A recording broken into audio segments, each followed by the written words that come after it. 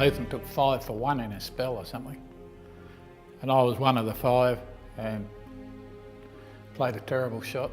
Well, what do you do? I still haven't forgiven myself, never will. I should have won the game for Australia, but I didn't.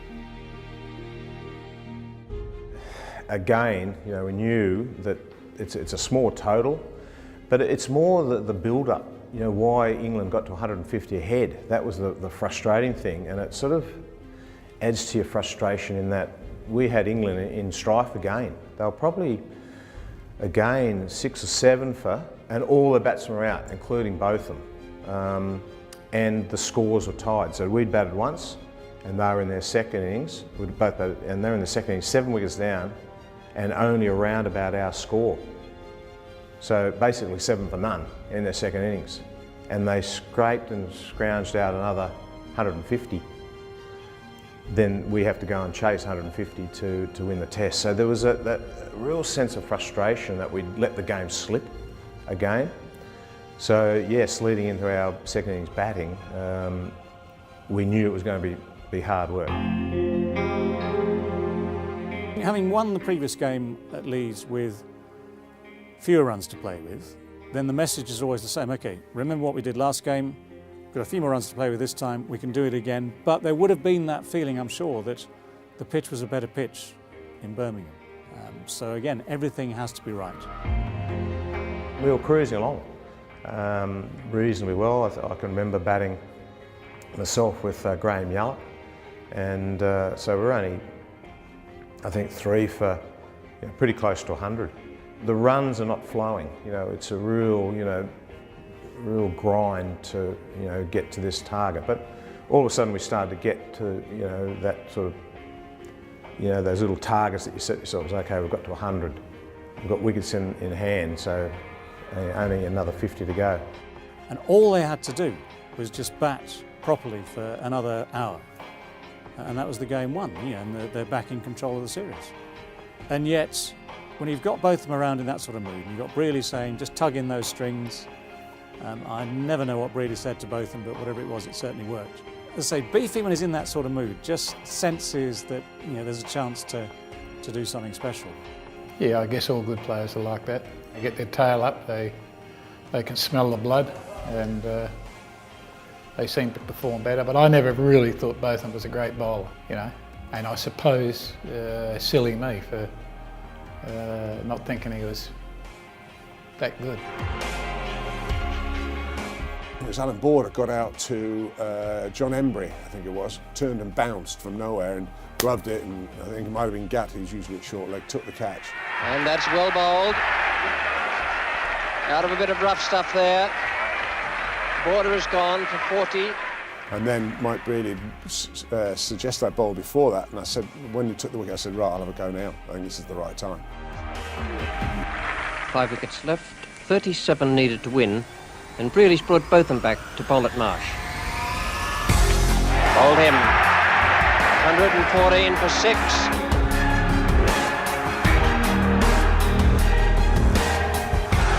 He's out. LBW. First ball and you can sense the pressure building, because you see batsmen thinking, once you see them thinking, how do I get a run here? Then you realise you've suddenly got control of the game again. And for Beefy this time, forget the bat, he just picked up wickets, and he looked unplayable.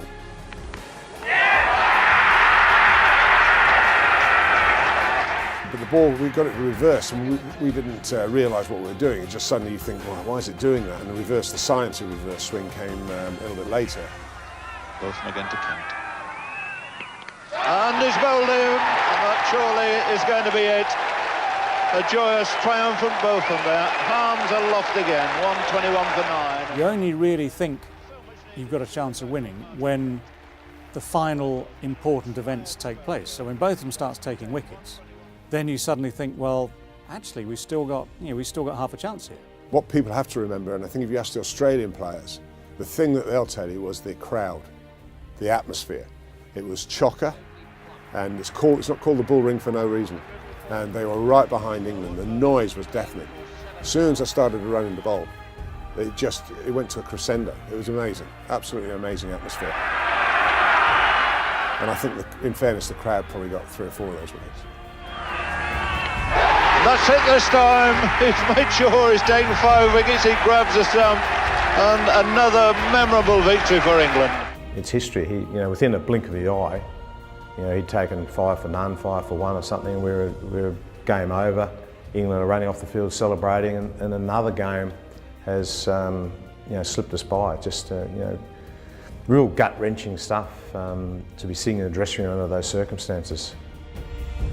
Yeah, it was strange, the pitch, actually, because it didn't look bad and it didn't play badly, and yet for some reason everyone kept getting out. Both teams. No one made a big score either way, I don't think. It's one of the most amazing things. Birmingham is notoriously a good batting pitch, and for no one to make a 50 in that Test match, bowlers must have bowled very well. It's a quiet dressing room. No one knows quite what to say. You might have post-mortems later on, but at that time, we just knew that we'd let another game pass us by. I mean, sure, they could bowl, but you shouldn't get bowled out for that sort of. It was bad batting. The batting just again let us down. So as a batsman, you sort of take it a bit personally that as a group we couldn't get 150. It's just not good enough. And there's not much you can do about it now, unfortunately. It was a long time ago, but I still, as I said, I hate talking about it because it's painful. He had confidence and bravado, and he backed himself. And look, he was a superb player. We respected him very highly. But in saying that, he was one of those bowlers that attacked you, and you felt you could attack him back. That's it this time. I hit the stumps a few times, so something was right. It was a terrific series to play in. If you're English. I mean, every time you go to England, you hear enough about it, and I go to England quite a bit, so that's why sitting in a dressing room in Australia, I don't like talking about it. My choice, because it really finished the match. Both of them. If you look back through Ashes series, you've got your own personal moments. And if you're a witness to things such as Headingley, Old Trafford in that same series, Birmingham, where Botham is doing extraordinary things, where Willis is doing extraordinary things, you are going to treasure those memories for a long, long time because they are eternally special.